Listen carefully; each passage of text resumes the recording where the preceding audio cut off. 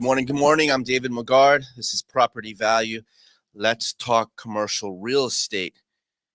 It's February 15th, 2022. Bring this up. Not that one. A-Rod, a key part of an investment group eyeing Trump's DC hotel. Very cool. Very cool indeed. Let's see. Look at that great picture of A-Rod and Donald Trump. Here we go. Let's get into this. See what it says. Retired baseball star turned property investor Alex Rodriguez has emerged as a key part of a group vying to buy Donald Trump's Washington, D.C. hotel, the Associated Press reported. Earlier reports had identified Miami-based CGI Merchant Group as the firm in talks to acquire the lease on Trump's international hotel for $375 million. But people familiar with the deal told the AP that the buyer is actually the Hospitality Opportunity Fund, a $650 million investment vehicle established by CGI, Rodriguez and Addie Cho in late 2020 to target struggling hotels at discount prices. Forecasting the future right there. It's not clear how much Rodriguez would contribute to the purchase. Located at the old post office building and owned by the General Services Administration, which must approve any sale, the hotel sale for $375 million could net Trump about $100 million in profit, despite the properties losing a reported $70 million during his 4 years in office. While playing for in New York, Rodriguez was a frequent target of criticism from Trump, who described him in 2013 tweet as a druggie who disgraced the blessed Yankees organization, lied to the fans, and embarrassed New York City. This is just more proof that the only thing that matters to Trump is money. Author and Trump biographer Michael D. Antonio told the AP, if A-Rod can bail out Trump and get him out of a sticky situation, help him turn a profit, he's going to take the deal. He'd take the deal from Hillary Clinton. I don't know about that one. That seems a little far-fetched. A part of the Hospitality Opportunity Fund strategy involves acquiring hotels whose valuations were hurt during the pandemic and rebranding them as socially conscious and eco-friendly properties, according to the AP. Among other ventures, Rodriguez has focused on real estate investing since retiring from baseball, particularly in South Florida. Some of his investments include Ocean Drive Hotel in Miami Beach, purchased with the Hospitality Opportunity Fund, and the Grand Station Apartments. Last month, Rodriguez partnered with Starwood Capital Group to purchase a portfolio of single-family rentals in Palm Beach County for $22.8 million. The 14-time All-Star has also been engaged in a lengthy legal dispute with ex-brother-in-law Constantine after a real estate investment partnership between the pair soured. A-Rod and Trump. A-Rod making Trump a profit. All right, what's next? I think I got a quick headline here. We're always talking about the Wall Street of the South, West Palm Beach. Says the article states, Related refinances new Florida office building. And this is what it looks like. The office building is located at 360 Rosemary Avenue in West Palm, Florida, leased to a mix of finance, real estate, insurance, and legal tenants. I think I had. Yeah, so if you're looking at the screen, sorry if you're listening and can't see, but if you're looking at the screen, here's a map of Palm Beach and Florida. And this is 95 right here. And this area that's really booming right now in West Palm is between Okeechobee Boulevard to the south and Palm Beach Lakes Boulevard to the north. You have the city center, and then real close across the next causeway to the east is Palm Beach Island. Famous Breakers Palm Beach hotels located right there east of it on the beach. And the new related office building that was just financed is located across, real adjacent to the new Brightline terminal located in West Palm Beach, to make easy transporting from, it's supposed to go all the way to Orlando, but making transporting from Palm Beach to Broward to Miami-Dade effectively and efficiently. So, not sure. Oh, let's go back to here. So the article states that related finance refinances the new Florida office building. They've been talking about this office building a lot because not a lot of new office building is being built in West Palm. A new offering for a multi-borrower commercial mortgage-backed security comes with its own unique loan Pacific bonds. The certificates are secured by the 360 Rosemary Avenue property, newly constructed, approximately 300,000 square foot Class A office building in the heart of West Palm Beach, Florida. The project wrapped up last year and is fully leased, according to CoStar data. Loan Pacific bonds are tied to the performance of one property, whereas other bond certificates in the deal are tied to a pool of loans. The technique is only occasionally for investment grade properties. The building that we're speaking of is is located in one of the most desirable areas in West Palm Beach, which has the metro's highest Class A asking rents. It goes on to say Bank of Montreal originated a 210 million in total mortgage debt against the property located at 360 Rosemary, according to a preliminary registration filed with the Securities and Exchange Commission. The loan, interest only for its 10-year term, is the second largest loan in the CMBS deal of BMO 2022 C1. Proceeds were used to repay the 110 million in debt, establish a reserve of 5.5 million, and return 47.9 million to related group.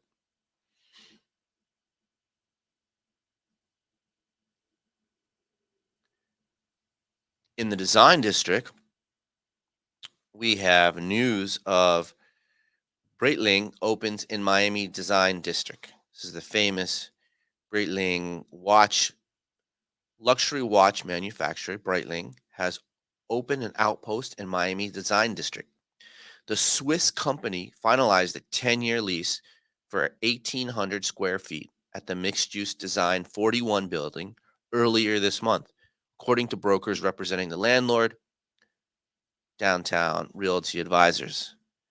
The Miami boutique, located at 112 Northeast 41st Street, marks the third outpost in South Florida for luxury brand, whose watches cost upwards of $1,000. Breitling boasts movie stars Brad Pitt, Charlize Theron as its celebrity ambassadors. The design district has become the prime destination for luxury shopping in Miami. When Chanel opened its boutique last year, not only did the fashion house create an outdoor art installation to accompany the opening, it also reportedly spent $40 million on the build out of the store. Design 41 is one of the rare properties inside the design district not owned by Craig Robbins Dacra, the master developer of the neighborhood. In 2017, Ben Norton's design development partners completed construction of a 7-story building which houses retail on the ground floor and offices above. The 84,000 square foot building is now fully leased, according to Downtown Realty Advisors. On the top floor resides BSH Home Appliances Corporation, which produces high-end appliance brands Bosch, Gagnu, Thermador. Other tenants include Rosefield Gallery and leather goods brand Gaucho. It's great for the design district and for Craig Robbins and his vision of that area that's taken place for so many years. This was an area that was pretty much unbuildable in, and they came there way before anyone else was even thinking about developing in this area. And now they have some of the biggest luxury brands in the world as tenants. It's a great story. All right. Let's see. There's another. cool story about our little town of Miami-Dade and submarkets of Wynwood, which is just it's adjacent to the design district, but so it's another industrial park that's changed over the last shoot really 5 years. The real estate company that put Wynwood on the map is back with plans to leave its mark on Miami neighborhood. I'll show you this building. It's really pretty. All right, that's the office building. It says Goldman Properties unveiled plans for Core Wynwood, a Class A office building located at 390 Northwest 25th Street. The property is slated to open in 2024, with construction commencing this December. The 140,000 square foot development will include 115,000 square feet of office space, 19,000 square feet dedicated to flex floor plates, as well as 9,000 square feet for commercial lease on ground floor. The firm hopes the 9-story building will become the crown jewel of Wynwood offices. I go to quote, our goal was to design a building where tenants would say, wow, Goldman Properties thought of everything. Goldman Properties has not yet sought out financing to fund the construction, a spokesman told Commercial Observer. The proposal comes as a slew of companies have moved into Wynwood following the 10-year office deals of venture capital firms, Founders Fund, and Atomic nearly a year ago. More companies are touring the market, including SoftBank, which is in advanced lease negotiations for 50,000 square feet in another development, Wynwood Plaza. Goldman Properties, founded by late Tony Goldman, who helped revitalize New York's Soho neighborhoods in the 1980s, is also credited as a Wynwood pioneer. In 2009, he launched the Wynwood Walls, a murals expedition that brings all the best graffiti artists from around the world every year to Art Basel to paint their beautiful murals on our walls. It's transformed the Wynwood from a district packed with dilapidated warehouses into one of Miami's hottest neighborhoods, renowned for its art and retail scene. For the core buildings, Goldman had assembled 28,000 square feet site in 2003 from several parcels, paying 1.3 million according to property records. Paying homage to the firm's roots, the property will feature 30,000 square feet of murals created by Jessica Goldman Sherbrecht, Tony Goldman's daughter. Behind the Wynwood walls, the firm has revamped and created a number of properties across the district. Most notably is the Wynwood Garage, a mixed-use building where WeWork occupies 30,000 square feet, and a nightlife mogul, David Groverman, will open an outpost. That's Wynwood. Wynwood just keeps growing. Everyone wants to move to Wynwood. All right, we talked about Design District. Talked about, oh, here we go. South Florida Business Journal. Buyers mark Miami store for demolition to build apartments. So if we're not building office now, we're building apartments. This is in Edgewater, which is real close to Design District and to Wynwood. As you can see, this is a area that all investors from New York, investors from the region, local investors are developing, buying parcels, and building vertical. The Midas Auto Service store between the Wynwood and Edgewater neighborhoods of Miami was built only 3 years ago, but it's already slated to come down after a New York developer acquired the property.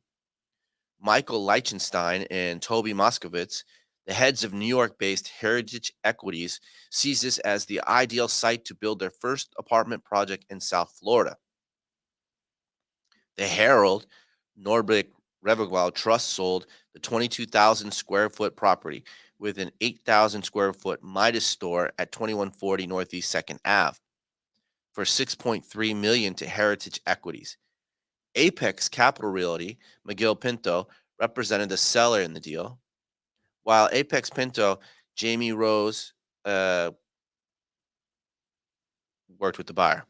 Miami-based New Wave Loans provided 4.8 million bridge loan to the buyer. Pinto says the seller was a franchisee of Midas who built the store in 2019, but decided to close the location and sell it. The double-digit growth in apartment rents during the pandemic made the land more valuable for multifamily development, Pinto says.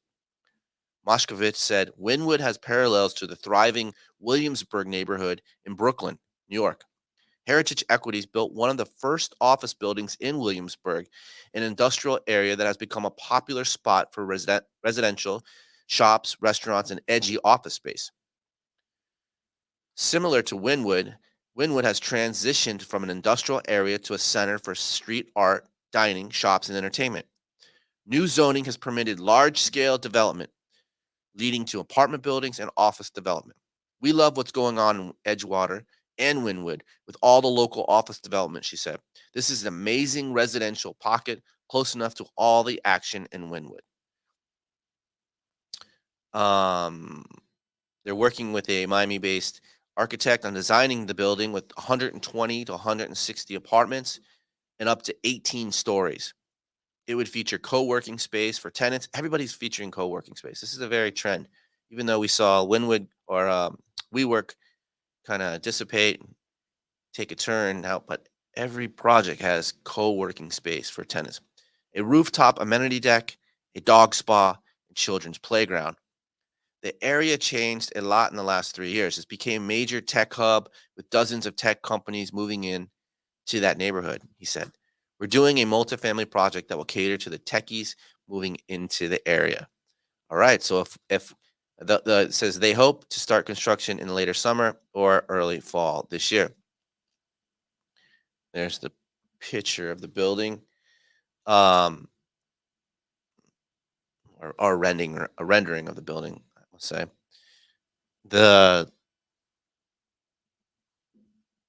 It's interesting because it says all the techies moving.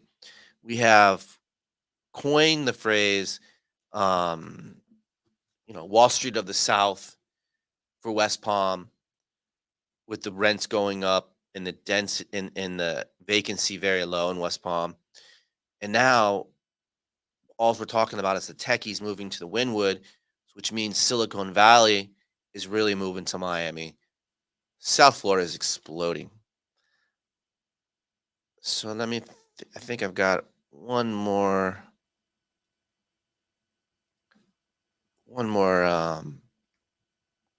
quick article, I believe.